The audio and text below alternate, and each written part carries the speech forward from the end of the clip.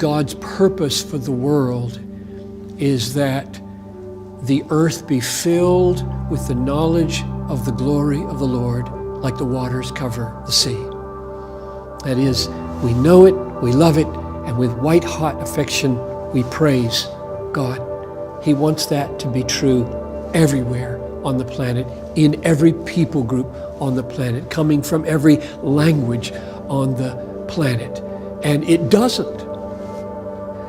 True worship doesn't ascend to Yahweh, the God and Father of Jesus Christ, who sent him into the world to save sinners. It doesn't.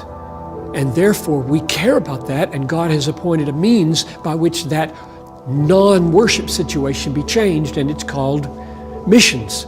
Go for the sake of the name, and plant the church everywhere so that there's a praising people spreading in every people group. So for the sake of worship all over the world, we do missions.